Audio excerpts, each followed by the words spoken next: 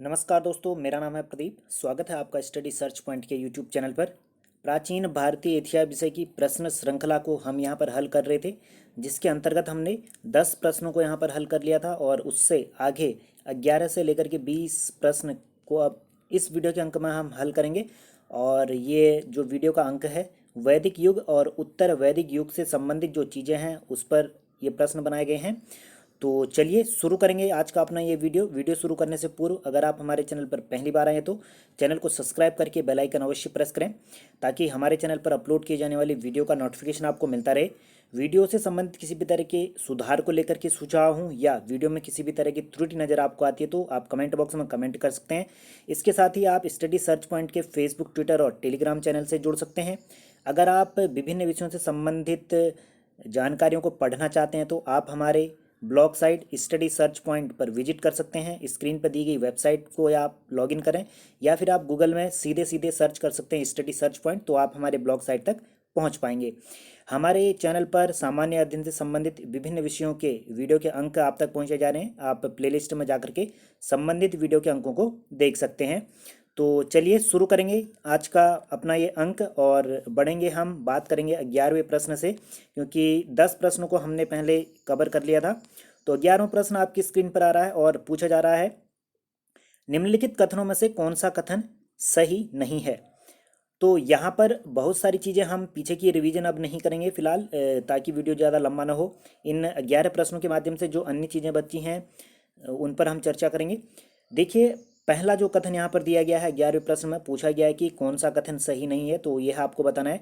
वर्ण सूक्त से हमें ज्ञात होता है कि ऋग्वैदिक समाज में पिता अपनी संतान को बेच सकता था। ऑप्शन बी है।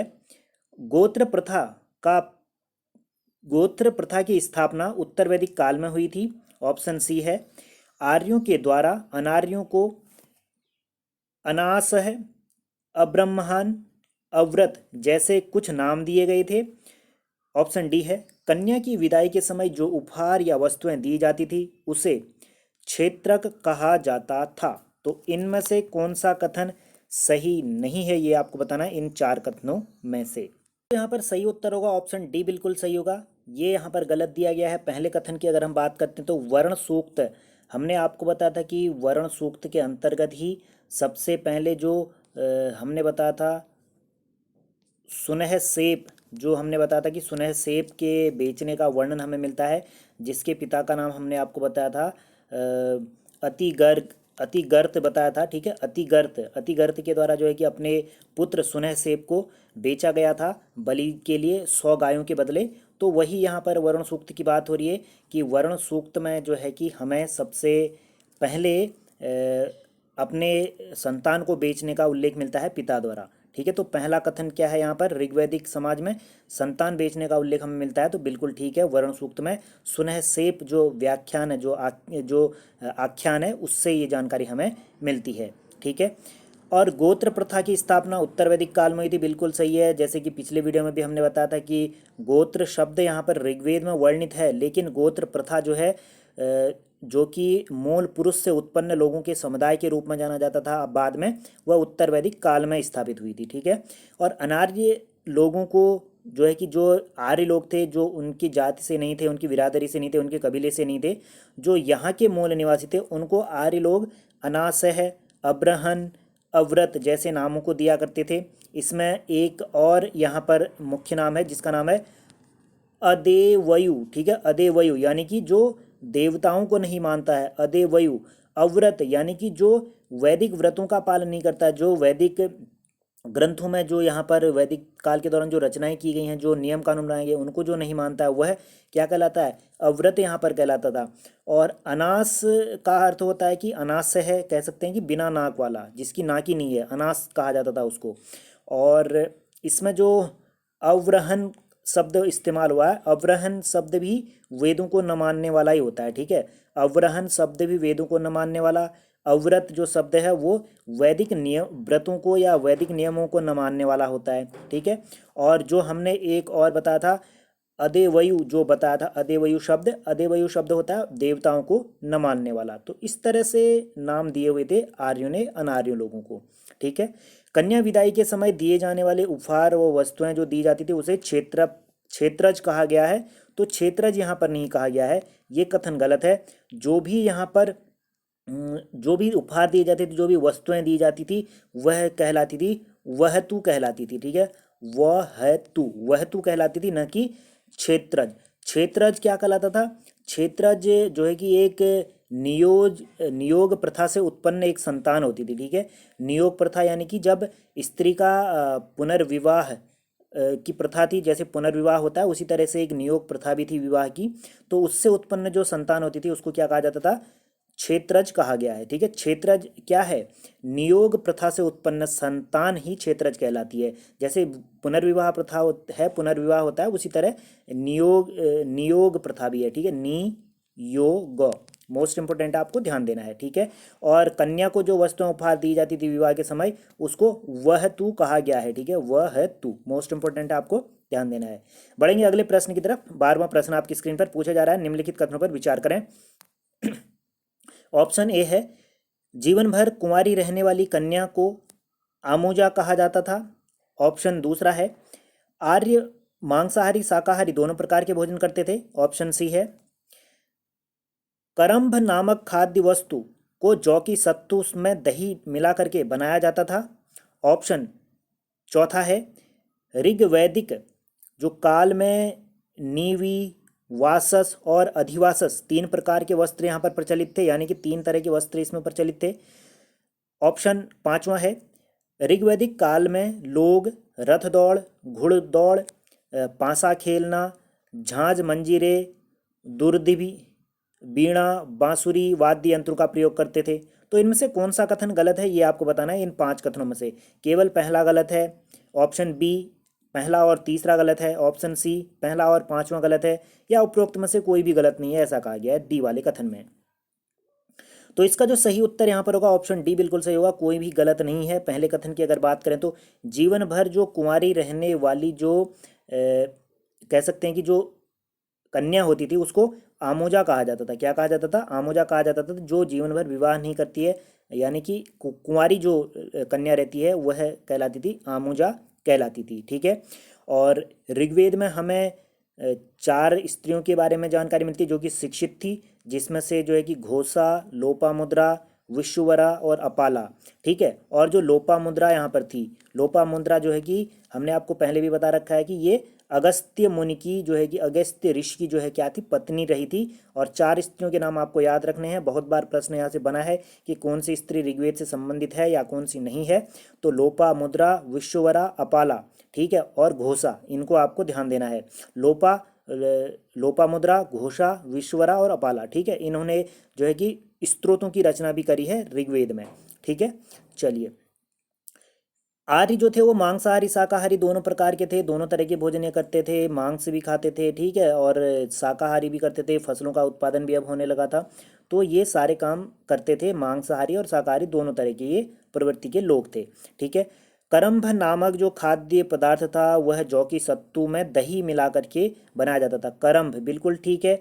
करम्भ नामक जो यहाँ पर खाद्य वस्तु थी वह जो है कि जौ की सत्तू में मिला करके उसको बनाया जाता था। जौ की सत्तू के साथ बना करके उसको जौ की सत्तू में दही मिलाया जाता था। ठीक है, और साथ ही यहाँ पर ना ऋग्वेद पर आपको एक चीज़ और ध्यान देनी है कि दूध में पकी हुई खीर का भी उल्लेख हमें मिलता है, जिसको यहाँ पर कहा जाता है क्षीर पाकोदन क्षीर पाकोदन कहा गया। क्षीर मतलब खीर होता है, जो है कि दूध में पकी हुई खीर का उल्लेख हमें मिलता है ऋग्वेद में भी। ठीक है, और जौ की सत्तू में दही मिला करके करम्भ नामक खाद्य पदार्थ बनाया जाता था। ठीक है, और ऋग्वेद में 3 तरह के वस्त्र यहाँ पर प्रचलित थे। एक तो था जो है कि नीवी वस्त्र था, और वासस वस्त्र था, और अधिवासस था। नीवी वस्त्र की अगर बात करते हैं तो जो वासस वस्त्र था ऊपर के अंग में, अधिवासस यानी कि पूरा जो अंग ढकता था वो आपका वासस यहाँ पर कहलाता था। ठीक है, तो ये आपको यहाँ पर ध्यान देना है। और एक जो है कि नीवी वस्त्र जो था वो शरीर के निचले भाग में, वासस जो था वो ऊपरी भाग में, और अधिवासस जो पूरे अंग को ढक लेता था वो वस्त्र यहाँ पर कहलाता था। ठीक है, चलिए। ऋग्वैदिक काल में मनोरंजन के लिए जो लोग थे वह रथ दौड़ का आयोजन करते थे, घुड़दौड़ आयोजन करते थे, पासा खेलते थे। पांसा खेल का जन्म जो है कि भारत में ही हुआ था, उसके बाद ये इराक, ईरान, मध्य एशिया के देशों में जाता है पांसा खेल, ठीक है। और झांझ, मंजीरे और साथ ही जो है कि धुंदुर भी बजाते थे, वीणा बजाते थे, बांसुरी बजाते थे। ये सारे वाद्य यंत्रों का यहाँ पर प्रयोग हमें देखने को मिलता है। कहाँ पर? ऋग वैदिक काल के दौरान जो लोग थे वह यहाँ पर अपना मनोरंजन करने के लिए पशुपालन और कृषि करते थे, अपनी आर्थिक गतिविधियाँ चलाते थे। और अब समय भी जब कृषि कार्य नहीं है, कुछ नहीं है, तो मनोरंजन तो करना पड़ेगा ना। तो उस दौरान देखिए ये रथ दौड़, घुड़दौड़, पांसा खेल और झांझ, मंजीरे, वीणा, बांसुरी, इस तरह के वाद्य यंत्रों का ये बजाया करते थे, ठीक है। चलिए बढ़ते हैं अगले प्रश्न की तरफ। अगला प्रश्न आपकी स्क्रीन पर 13वां प्रश्न पूछा जा रहा है, निम्नलिखित कथनों में से कौन सा कथन सही नहीं है? ऑप्शन ए, ऋग्वेद के 24 मंत्रों से हमें कृषि का उल्लेख मिलता है, यानी कि ऋग्वेद के 24 मंत्रों से हमें कृषि का उल्लेख हमें मिलता है। ऋग्वेद में कुलिया, अवट, अस्म चक्र आदि का उल्लेख मिलता है। सिंध तथा गांधार प्रदेश सुंदर ऊनी वस्त्रों के लिए प्रसिद्ध होने की जानकारी हमें ऋग्वेद से मिलती है। या ऑप्शन डी, उपरोक्त में से कोई भी गलत नहीं है, या कोई भी ऐसा नहीं है कि जो कि सही ना हो। तो कौन सा इनमें से आपको ऑप्शन है, ये सही उत्तर आपको बताना है। देखिए इसका जो सही उत्तर होगा ऑप्शन डी होगा। सारे के सारे जो भी कथन दिए गए हैं ए बी सी डी, वो सारे के सारे सही हैं। ऋग्वेद में हमें ऋग्वेद से जो है कि 24 मंत्रों से हमें कृषि के बारे में जानकारी मिलती है। और उर्वरा या क्षेत्र कृषि योग्य भूमि को कहा जाता था, ठीक है। उर्वरा, ऋग्वेद में उर्वरा या क्षेत्र शब्द का प्रयोग हुआ है, जो कि कृषि योग्य भूमि है, ठीक है। ऋग्वेद में 24 मंत्रों में हमें कृषि के लिए वर्णित है, जिनमें कृषि के बारे में जानकारी दी गई है। 24 मंत्र ऐसे हैं। और उर्वरा और क्षेत्र शब्द जो है कि वो कृषि योग्य भूमि के लिए यहाँ पर किया जाता था। और इस दौरान के लोग जो थे वह बुआई से प्रचलित थे, मतलब जानते थे बुआई, बोना जानते थे, फसल को काटना ये जानते थे, और मढ़ना ये जानते थे, मड़ाई जानते थे, ठीक है। बुआई, कटाई और मड़ाई तीनों तरह की जानकारियों से ये परिचित थे, तीनों तरह के कार्यों में ये निपुण रहे थे, ठीक है। और ऋग्वेद में इसके अलावा कृषि कार्य होता था, तो अब सीधी सी बात है कि कृषि कार्य होता था तो सिंचाई के भी में क्षेत्र में कुछ उन्होंने उन्नति करी होगी। इसीलिए जो है कि सिंचाई के क्षेत्र में कुलिया जो है वो नहर को कहा जाता था, ठीक है। किसको? नहर को ये कुलिया कहते थे ऋग्वैदिक काल के लोग। कुलिया और अवट जो था वो खोद कर जो गड्ढे बनाए जाते थे ठीक है, गड्ढे जो बनाए जाते थे खोद कर, उसे अवट कहते थे। कुलिया किसको कहा जाता था? कुलिया नहर को। और अवट जो है कि खोद कर बनाए गए गड्ढे कहलाते थे। साथ ही जो है कि एक और शब्द यहाँ पर है अस्म चक्र। अस्म चक्र जो है कि एक रहट की चरखी होती थी। रहट यानी कि एक चरखी टाइप का होता था, जो कि पानी खींचने के काम में यहाँ पर आता था, ठीक है। तो इन सभी चीज़ों का उल्लेख हमें देखने को मिलता है ऋग्वेद में कुलिया, अवट और अस्म चक्र का, ठीक है। एक चरखी टाइप की होती थी, खींचने के काम आती थी। अवट गड्ढे होते थे खोदे गए। और कुलिया जो हम बता चुके हैं कि नहर ये होती थी, ठीक है। अवट को यहाँ पर कूप भी कहा गया है, ठीक है। कूप, खोदे हुए जो गड्ढे होते थे जहाँ से पानी निकलता था, वो यहाँ पर है, ठीक है। चलिए 13वां प्रश्न हो गया। 14वें प्रश्न की तरफ बढ़ते हैं। 14वां प्रश्न आपकी स्क्रीन पर पूछा जा रहा है, निम्नलिखित में से कौन सा कथन सही नहीं है? ऑप्शन ए, ऋग्वैदिक काल में के माध्यम से विनिमय के माध्यम के रूप में निष्क का उल्लेख हुआ है। विनिमय प्रथा के रूप में यहाँ पर निष्क का प्रयोग हुआ है, ऐसा इसमें कहा गया है। और ऑप्शन बी है, ऋग्वेद से ही हमें सर्वप्रथम बहुदेववाद का दर्शन प्राप्त होता है। ऑप्शन सी है, यास्क के निरुक्त में ऋग्वैदिक देवताओं की संख्या 5 बताई गई है। और ऑप्शन डी है, एक अन्य स्थल से प्राप्त साक्ष्यों के आधार पर प्रत्येक लोक के लिए 11 देवता हैं, और जिनकी संख्या यहाँ पर 33 बताई गई है। इनमें से कौन सा कथन सही नहीं है, ये आपको यहाँ पर बताना है। तो देखिए इसका जो सही उत्तर यहाँ पर होगा वह होगा ऑप्शन सी, ठीक है। ऑप्शन सी यहाँ पर सही होगा, ये यहाँ पर गलत बताया गया है। अगर पहले कथन की बात करें तो ऋग्वेद काल में जो है कि विनिमय का जो माध्यम था उसके रूप में निष्क का उल्लेख हुआ है। और निष्क यहाँ पर कह सकते हैं कि निष्क के द्वारा वस्तुओं का विनिमय जो किया जाता था वो निष्क के रूप में उसका उल्लेख हमें देखने को मिलता है ऋग्वैदिक काल में। और व्यापार जो था वो अदल बदल प्रणाली पर आधारित था, और निष्क का प्रयोग किया था। निष्क यहाँ पर केवल वस्तुओं के आदान प्रदान के लिए प्रयोग हुआ है। ठीक है, आगे चल करके ये निष्क ही जो है मुद्रा के रूप में जाने जाने लगा, निशांक या निष्क। ठीक है, इसको इस तरह से बाद में डिफाइन किया गया उत्तर वैदिक काल में। ठीक है, व्यापार वाणिज्य की प्रधानता जो है कि वो यहाँ पर जो व्यापार जो करते थे वह जो है कि पणि वर्ग था। ठीक है, पणि वर्ग के द्वारा यहाँ पर व्यापारिक कार्य किया जाता था, पणि वर्ग के द्वारा ऋग्वैदिक काल में। और वस्तु के अदला बदली पर को लेकर के विनिमय प्रथा थी, और जिसके लिए निष्क शब्द का उल्लेख यहाँ पर किया गया है। ठीक है, चलिए, और निशांक शब्द अगर पूछा जाए ऋग्वेद के संदर्भ में, निशांक और निशांक के साथ निशांक यहाँ पर है। ठीक है, इस तरह से लिखेंगे निशांक, निशांक और निष्क, ये जो है कि एक आभूषण था। उत्तर वैदिक काल में ये मुद्रा बन गई थी। ठीक है, ध्यान देना है आपको। ऋग्वेद से ही हमें सबसे पहले बहुदेववाद का दर्शन प्राप्त होता है, तो बिल्कुल ठीक है, ऋग्वेद से ही हमें सबसे पहले बहुदेववाद का दर्शन होता है। और वैदिक साहित्य में ऋग्वेद सबसे प्राचीनतम ग्रंथ है, तो वहीं से हमें बहुदेववाद का दर्शन यहाँ पर प्राप्त होता है। ऑप्शन सी है, यास्क के निरुक्त में, यास्क के द्वारा जो निरुक्त लिखा गया है उसके अनुसार ऋग्वैदिक देवताओं की संख्या 5 बताई गई, जो कि गलत है।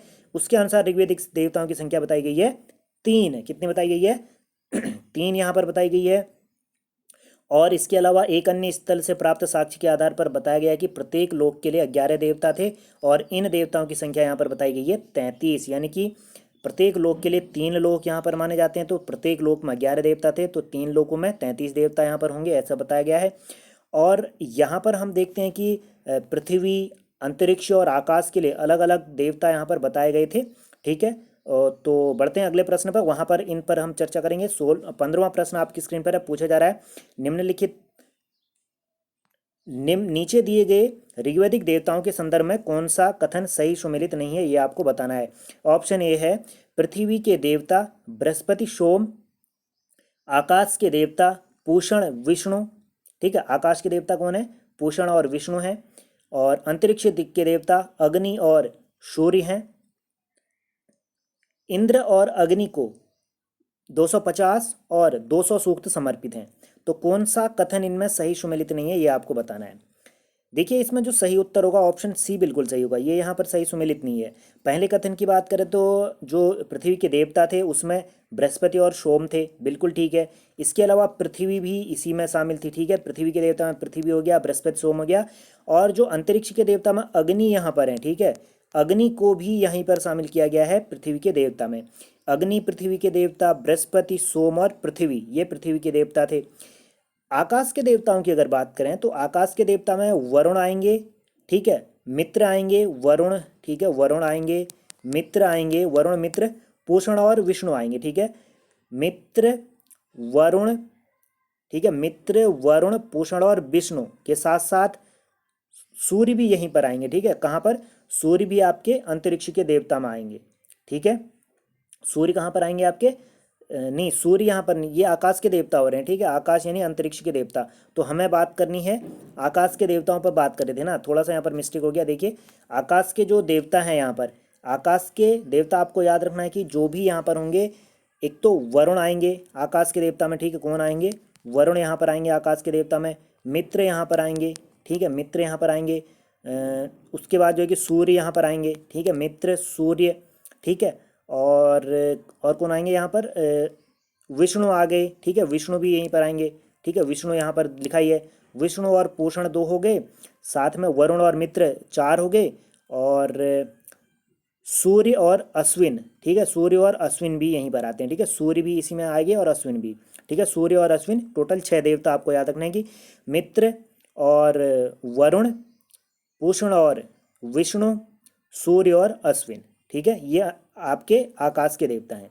अंतरिक्ष के देवताओं की अगर बात करें तो अंतरिक्ष के देवता में कौन कौन से हैं? यहाँ पर इंद्र आएंगे। ठीक है, इंद्र आएंगे, और परजन्य आएगा। ठीक है, परजन्य, परजन्य इस तरह से लिखा गया, परजन्य। ठीक है, परजन्य आएंगे, और रुद्र यहाँ पर आएंगे, वायु और वात। ठीक है, वायु, वात, रुद्र और पर्जन्य इंद्र। ठीक है, पर्जन्य, इंद्र, वायु, रुद्र और वात, ये देवता आपके आएंगे, अंतरिक्ष के देवता आते हैं। ठीक है, चलिए, इंद्र को यहाँ पर विश्व का स्वामी कहा गया है, जो कि अंतरिक्ष के देवता में आता है इंद्र, और इंद्र को यहाँ पर विश्व का स्वामी कहा गया था। और इंद्र को ही ऋग्वैदिक काल में जो है कि किलों को तोड़ने वाला कहा गया। क्या कहा गया? किलों को तोड़ने वाला। ठीक है, किलों को तोड़ने वाला इंद्र को कहा गया पुरंदर, इसके लिए प्रयोग हुआ है पुरंदर। ठीक है, मोस्ट इंपोर्टेंट आपको ध्यान देना है। ऋग्वेद में सबसे ज़्यादा जो मंत्र हैं, सबसे ज़्यादा जो मंत्र समर्पित हैं वह है यहाँ पर 250 जो मंत्र हैं वो इंद्र को समर्पित हैं। उसके बाद अग्नि के लिए 200 सूक्त यहाँ पर हैं, जबकि इससे पिछले वीडियो में हमने बताया था कि सोम के लिए 114 सूक्त हैं। ठीक है, सोम के लिए 114 सूक्त हैं, इंद्र के लिए 250 सूक्त हैं और 200 सूक्त अग्नि के लिए समर्पित हैं। जबकि मित्र के लिए अगर बात करेंगे, मित्र के लिए यहाँ अकेले जहाँ पर केवल मित्र का उल्लेख है वहाँ पर मित्र के लिए 12 सूक्त हैं। जबकि मित्र के साथ जो है कि मित्र के साथ एक और देवता वहाँ पर हैं। ठीक है, मित्र के साथ एक और देवता हैं वरुण। ठीक है, वरुण के लिए यहाँ पर 12 सूक्त हैं। माफ़ कीजिएगा, थोड़ा सा मिस्टेक हो रहा है। वरुण के लिए 12 सूक्त हैं, लेकिन जो वरुण के साथ जो मित्र देवता हैं, ठीक है, वरुण और मित्र के लिए मिला करके 24 सूक्त यहाँ पर हैं। ठीक है, मित्र और वरुण के नाम पर 24 सूक्त हैं और केवल वरुण के लिए यहाँ पर 12 सूक्त हैं। और वरुण को यहाँ पर समुद्र का देवता या ऋतु का नियामक कहा गया है। ठीक है, वरुण को समुद्र का देवता या ऋतु का नियामक कहा गया, जिसके लिए 12 सूक्त हैं और 24 सूक्त में मित्र और वरुण के लिए वर्णन किया गया है। ठीक है, चलिए बढ़ते हैं अगले प्रश्न की तरफ। 16वां प्रश्न आपकी स्क्रीन पर पूछा जा रहा है, निम्नलिखित कथनों में से कौन सा कथन यहाँ पर होना चाहिए सही सुमेलित नहीं है। ठीक है, सुमेलित नहीं है, यहाँ पर होना चाहिए था सम्मिलित लिखा है, सुमेलित नहीं है। तो इंद्र युद्ध का देवता, वरुण वर्षा और ऋतु का देवता, पूषण औषधि के देवता, अरण्यनी जंगल की देवी। तो कौन सा सही सुमेलित यहाँ पर नहीं है, ये आपको बताना है। इसका जो सही उत्तर यहाँ पर होगा, ठीक है, वह होगा ऑप्शन बी। वरुण यहाँ पर वर्षा के देवता नहीं है, वरुण यहाँ पर ऋतु के देवता बिल्कुल मान सकते हैं। ठीक है, वरुण यहाँ पर समुद्र के देवता हैं, ऋतु नियामक हैं, लेकिन वर्षा के देवता जो है कि आपके कह सकते हैं कि वरुण नहीं है। इंद्र जो है कि हमने आपको बताया था कि आर्यों में युद्ध का नेता था और इंद्र को पुरंदर कहा गया है, किले तोड़ने वाला कहा गया है। तो युद्ध का नेता कौन था आर्यों का? तो इंद्र था। तो ये बिल्कुल यहाँ पर क्या हो जाएगा, सही हो जाएगा। और इंद्र के लिए 250 सूक्त यहाँ पर वर्णित किए गए हैं, अग्नि के लिए 200 सूक्त बता चुके हैं। और जो वरुण थे, वरुण जो है कि तीसरे देवता थे और जिनको जो है कहा गया है, जिनके लिए 12 सूक्त अकेले इनके लिए वर्णित है, वरुण के लिए, और तीसरे देवता थे ये ऋग्वैदिक काल के दौरान। इनको जो है कि ऋतु का देवता और समुद्र का देवता यहाँ पर माना गया है। ठीक है, इसीलिए इसी कारण जो है कि इनको कहा गया है ऋतस्य गोपा। ऋतस्य गोपा क्या कहा गया है? ऋतस्य गोपा। ऋतस्य गोपा किसके लिए प्रयुक्त हुआ है? वरुण के लिए प्रयुक्त हुआ है ऋतस्य गोपा। ठीक है, पूषण की अगर बात करते हैं तो पूषण जो है वो आपके औषधि के देवता हैं, वनस्पतियों के देवता हैं। ठीक है, और सोम को समर्पित ऋग्वेद का जो 9वां मंडल है पूरा का पूरा सोम को समर्पित है। और 9वें मंडल की हमने बताया था कि आंगिरस और कश्यप के द्वारा 9वें मंडल की रचना की गई है। तो 9वें मंडल में 114 सूक्त जो हैं वो सोम को समर्पित हैं और पूषण को यहाँ पर वनस्पति और औषधि का देवता माना गया है।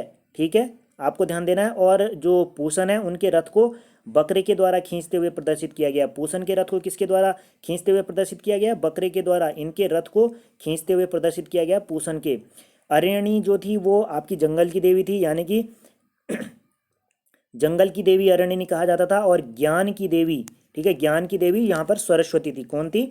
सरस्वती। ज्ञान की देवी कौन थी? सरस्वती थी। मोस्ट इंपोर्टेंट आपको ध्यान देना है। ठीक है, ज्ञान की देवी सरस्वती रही हैं, जंगल की देवी अरण्यनी रही हैं। और वर्षा के देवता भी यहाँ पर कौन थे? इंद्र को ही कहा जाता था वर्षा का देवता भी। ठीक है, केवल ऋतु और समुद्र का देवता है वरुण। मोस्ट इंपोर्टेंट है।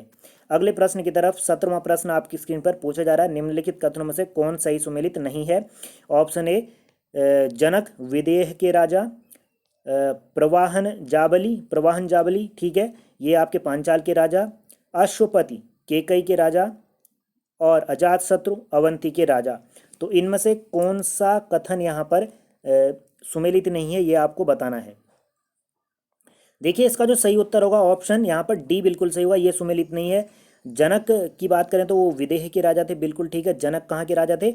विदेह के राजा थे। और हम देखते हैं कि जब उत्तर वैदिक काल आता है छठी शताब्दी जब आती है, छठी सदी ईसा पूर्व जब आता है, अगले वीडियो के अंक में हम बात करेंगे छठी सदी के बारे में, जनपदों के बारे में। तो यहाँ पर हमें 16 महाजनपद देखने को मिलते हैं। तो उन्हीं 16 महाजनपदों में विदेह का, पांचाल का, कौशल का, अवंती का, इनके बारे में हम चर्चा करेंगे। तो यहाँ पर जो जनक, उत्तर वैदिक काल के दौरान जो जनक के राजा थे वो विदेह, जनक जो थे वो विदेह के राजा थे। ठीक है, जनक कहाँ के राजा थे? विदेह के राजा थे। और प्रजाहण यहाँ पर हो जाना चाहिए, प्रजाहण यहाँ पर हण होना चाहिए। ठीक है, इस तरह प्रवाहण। ठीक है, प्रवाहण जा बाली, प्रवाहण जाबाली नाम इनका होना चाहिए था, यहाँ पर मिस्टेक है, अणु आना चाहिए था, प्रजाहण जावाली। ठीक है, ये पांचाल के राजा रहे थे। ठीक है, प्रजाहण जावाली कहाँ के राजा थे? पांचाल के राजा थे। और जो अश्वपति थे, अश्वपति आपके राजा थे केकई केकई के। ठीक है, केकई के राजा थे अश्वपति। और जो अजात शत्रु थे, अजात शत्रु अवंती का राजा नहीं था, ये था आपका काशी का राजा। ठीक है, उत्तर वैदिक काल के दौरान हो रही है, जब महाजनपद काल शुरू होने से पहले ही की बात हो रही है। उस दौरान जो है कि काशी का राजा अजातशत्रु था, केकई का राजा अश्वपति था। बहुत बार प्रश्न यहाँ से पूछा गया है। प्रवाहण जाबली जो है कि पांचाल के राजा थे, और जनक जो है वो विदेह के राजा थे। ठीक है, मोस्ट इंपोर्टेंट आपको ध्यान देना है। बढ़ेंगे अगले प्रश्न की तरफ। 18वां प्रश्न आपकी स्क्रीन पर पूछा जा रहा है, निम्नलिखित कथनों पर विचार करें। ऑप्शन ए यहाँ पर है, सर्वप्रथम राजा की उत्पत्ति का सिद्धांत ऐत्रेय ब्राह्मण ग्रंथ में मिलता है। ऑप्शन बी है, मृत्युलोक का देवता अथर्ववेद में परीक्षित को कहा गया है। ठीक है, और ऑप्शन सी यहाँ पर है, ऋग्वेद में सभा का उल्लेख 7 बार जबकि समिति का उल्लेख 9 बार हुआ है। ऑप्शन डी है, सर्वाधिक 12 रत्नों का उल्लेख शतपथ ब्राह्मण ग्रंथ में मिलता है। ऑप्शन ई यहाँ पर होना चाहिए था, उपरोक्त कथनों में से गलत कथन का चयन आपको करना है। तो उपरोक्त जो कथन यहाँ पर दिए गए उनमें से कौन सा कथन गलत है ये आपको बताना है। इसका जो सही उत्तर होगा ऑप्शन सी बिल्कुल सही होगा, ये यहाँ पर गलत दिया गया है। और पहले कथन की अगर बात करें तो सर्वप्रथम जो राजा की उत्पत्ति का जो सिद्धांत है वो ऐत्रेय ब्राह्मण ग्रंथ में हमें देखने को मिलता है। और ऐत्रेय ब्राह्मण ग्रंथ हमने बताया था ऋग्वेद का ब्राह्मण ग्रंथ है। ठीक है, ऋग्वेद के 3 ब्राह्मण ग्रंथ बताए थे, ऐत्रेय ब्राह्मण ग्रंथ और कौस्तकी ब्राह्मण ग्रंथ के साथ साथ साख्यायन ब्राह्मण ग्रंथ। ठीक है, तो ये 3 ब्राह्मण ग्रंथ हमने आपको बताए थे जो कि ऋग्वेद के हैं।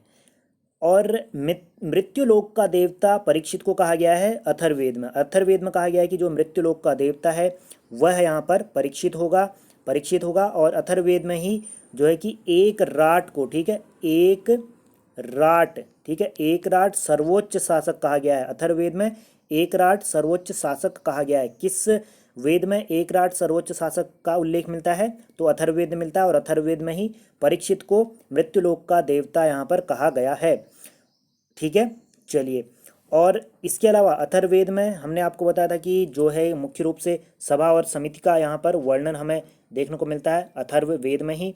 और अथर्ववेद के जो है कि हमने आपको बताया था कि 31 उपनिषद हैं, जिसमें मांडुकोप उपनिषद, प्रश्नोप उपनिषद और मुंडकोप उपनिषद, जिसमें से जो है कि सत्यमेव जयते लिया गया मुंडकोप उपनिषद से।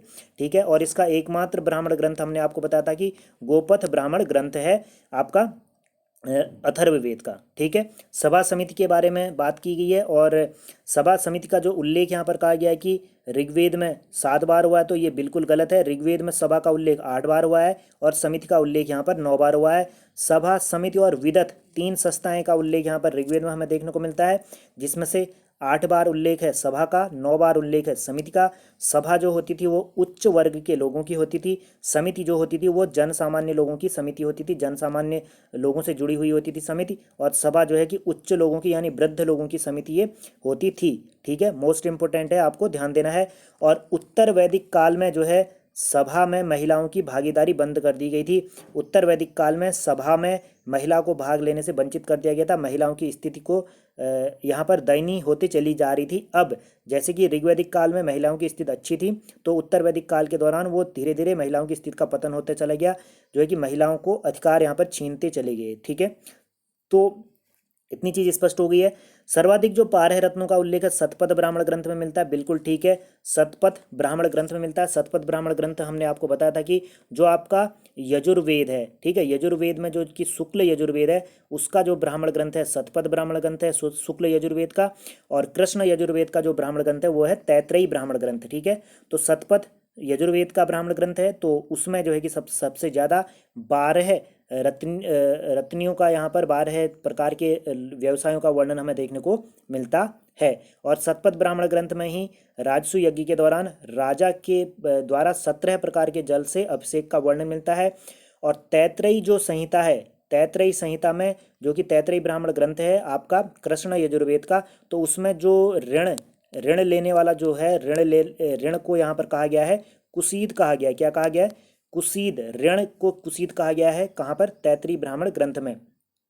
और बाजसनेयी संहिता के साथ साथ तैत्रेयी जो ब्राह्मण ग्रंथ है उसमें जो व्यवसायों की एक लंबी सूची मिलती है जिसमें रथकार, स्वर्णकार और सूत, ठीक है, सूतकार हो गया, कुम्हार हो गया, लुहार हो गया, इन बहुत सारी व्यवसायों के बारे में जानकारी हमें मिलती है, ठीक है। और मैत्रायणी जो संहिता है, ठीक है, मैत्रायणी संहिता आपको ध्यान देना है। मैत्रायणी संहिता जो कि आपकी कृष्ण यजुर्वेद का जो है कि उपनिषद है, कृष्ण यजुर्वेद का उपनिषद है मैत्रायणी संहिता। उसमें जो स्त्री है उसको द्यूत यानी कि तास यानी कि द्यूत यानी तास और मदिरा के समतुल्य माना गया है। द्यूत और मदिरा की श्रेणी में स्त्री को रखा गया है, यानी कि तास और मदिरा की श्रेणी, शराब की श्रेणी में रखा गया है स्त्री को मैत्रायणी संहिता में, ठीक है। चलिए बढ़ते हैं अगले प्रश्न की तरफ। 19वां प्रश्न आपकी स्क्रीन पर पूछा जा रहा है, निम्नलिखित कथनों में से कौन सा कथन सही नहीं है?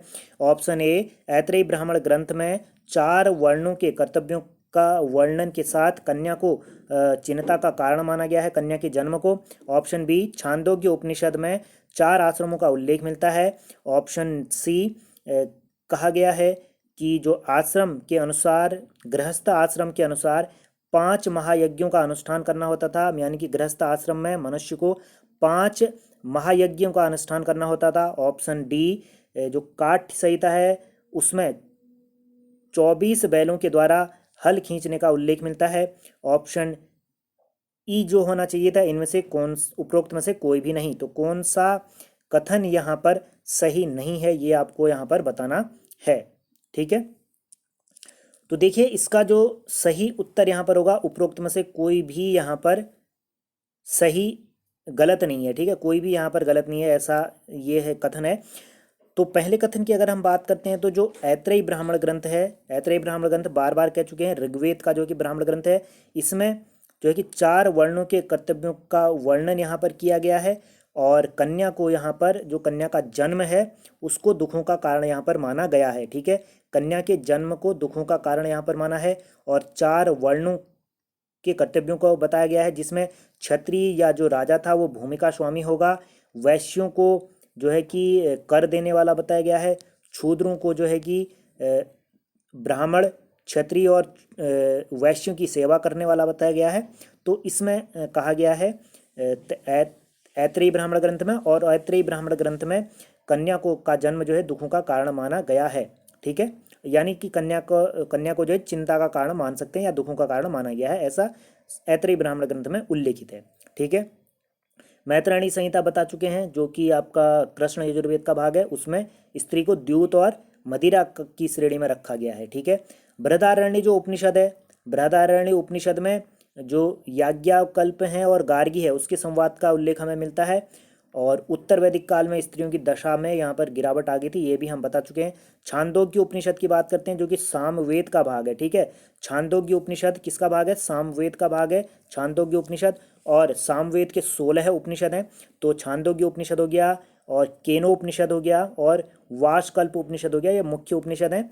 तो इनमें जो है छांदोग्य उपनिषद में 4 है तरह के आश्रमों का उल्लेख हमें देखने को मिलता है, ठीक है, 4 तरह के उपनिषद यहाँ पर सर्वप्रथम जो है कि 4 प्रकार के आश्रमों का उल्लेख हमें देखने को मिलता है। ये यहाँ पर गलत होना चाहिए था शायद, क्योंकि छांदोग्य उपनिषद में नहीं मिलता है, जवालोपनिषद में मिलता है। जवालोपनिषद भी किसका भाग है? इसी जो है कि सामवेद के अंतर्गत ही जो है कि जवालोप उपनिषद भी आता है, तो जवालोप उपनिषद में होना चाहिए। तो इसके आधार पर जो प्रश्न का सही उत्तर होगा, कौन सा कथन सही नहीं है, तो बी वाला कथन यहाँ पर सही नहीं है। ठीक है, यहाँ पर 4 नहीं होना चाहिए, बल्कि यहाँ पर 3 होना चाहिए। 3 आश्रमों का उल्लेख मिलता है शुरू में, ब्रह्मचर्य, गृहस्थ और वानप्रस्थ। संन्यास के बारे में छांदोग्य उपनिषद में नहीं है जानकारी। संन्यास के बारे में जवालोप उपनिषद, जो कि सामवेद का ही उपनिषद है जवालोप उपनिषद, तो जवालोप उपनिषद में ही ब्रह्मचर्य, गृहस्थ, वानप्रस्थ और संन्यास के बारे में जानकारी मिलती है। किसमें?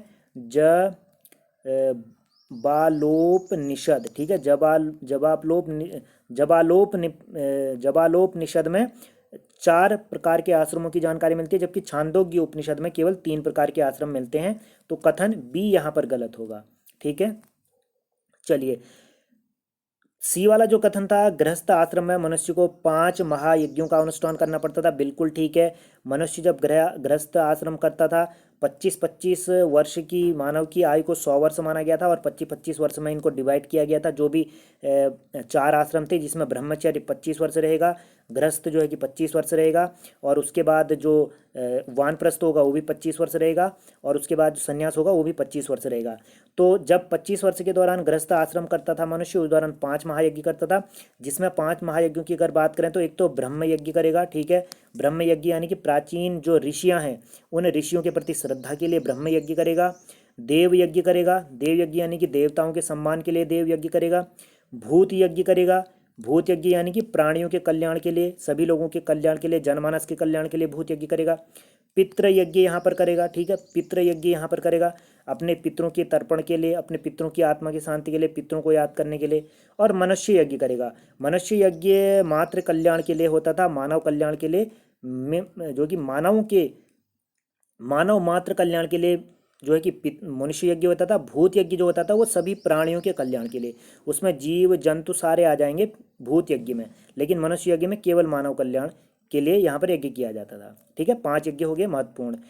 उसके जो चौथा कथन यहाँ पर है, काट संहिता में 24 बैलों के द्वारा हल खींचने का उल्लेख है, तो बिल्कुल सही है। जो काट संहिता है वहाँ पर जो है कि 24 प्रकार के बैलों के द्वारा यहाँ पर रथ खींचे जाने का उल्लेख यहाँ पर हमें देखने को मिलता है। ठीक है, मोस्ट इम्पोर्टेंट यहाँ पर है, आपको ये ध्यान देना है, काट संहिता।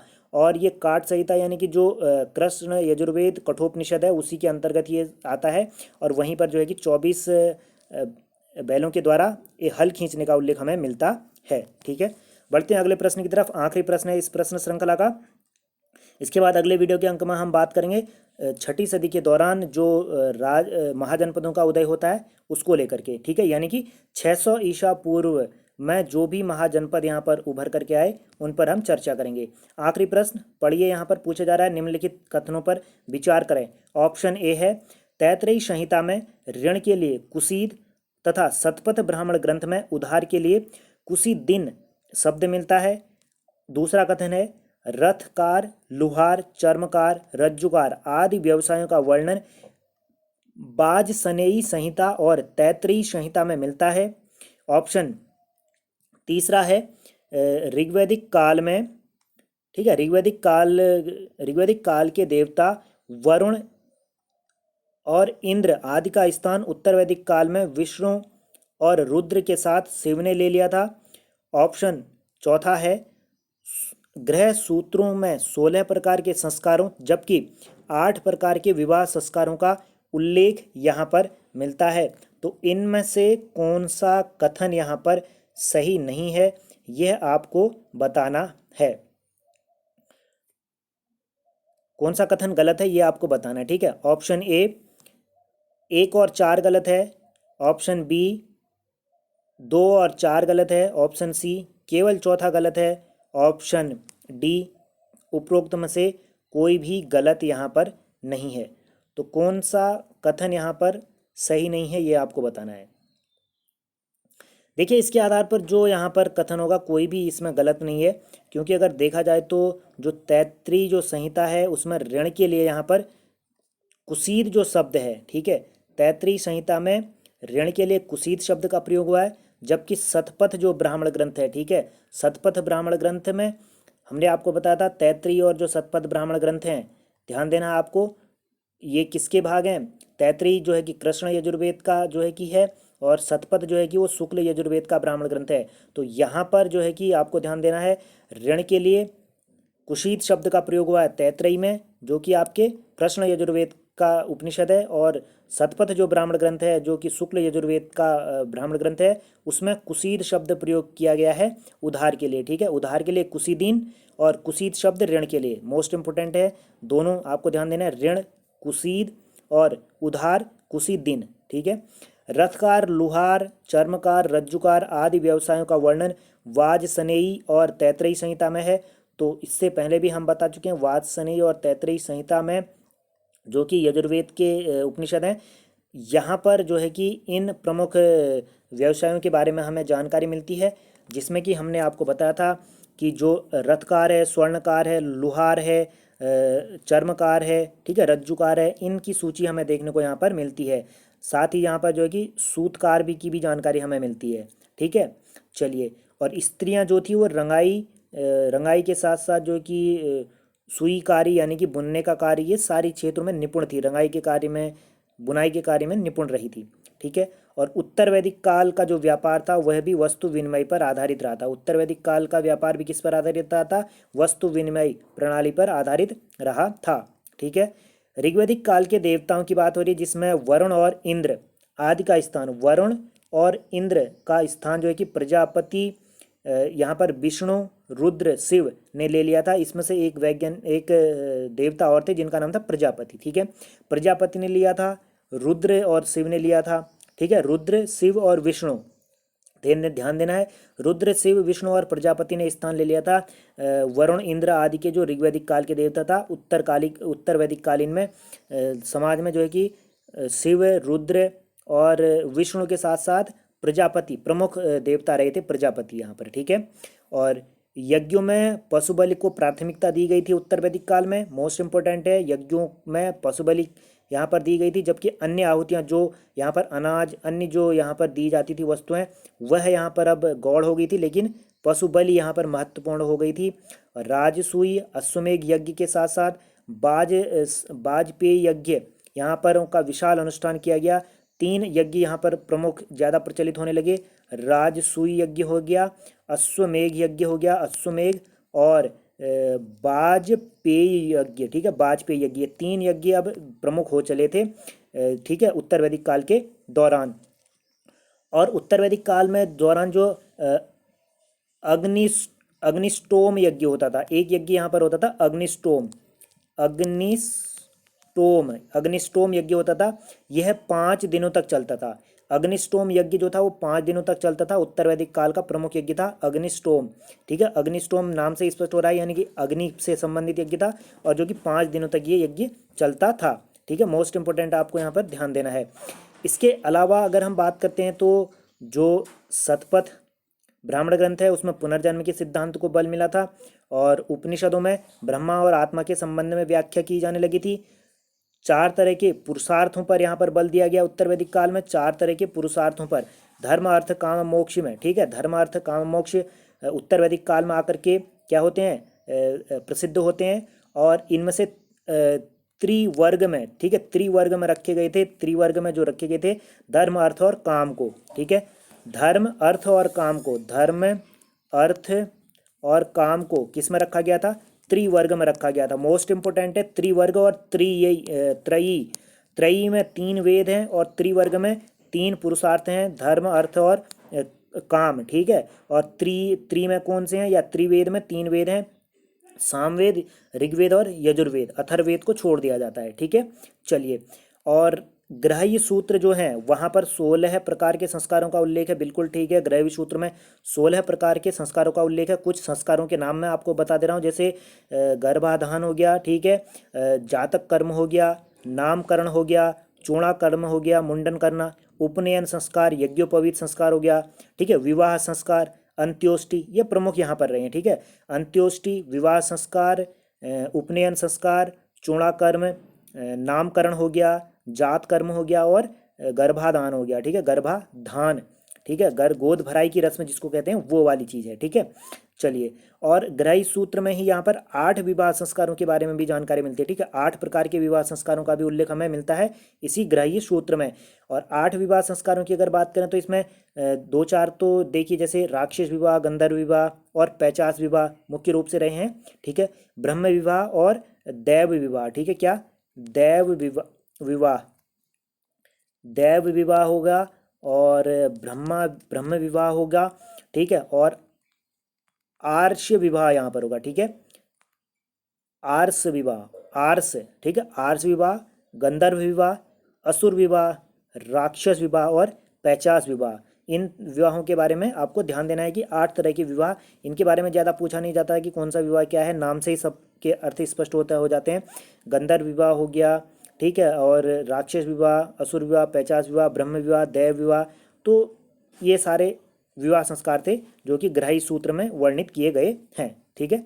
चलिए, उम्मीद है ये वीडियो का अंक आपको पसंद आया होगा। वीडियो पसंद आया तो अपने साथियों से साझा करें। साथ ही वीडियो से संबंधित किसी भी तरह के सुझाव आपके पास हो सुधार को लेकर के, तो आप कमेंट बॉक्स में कमेंट कर सकते हैं।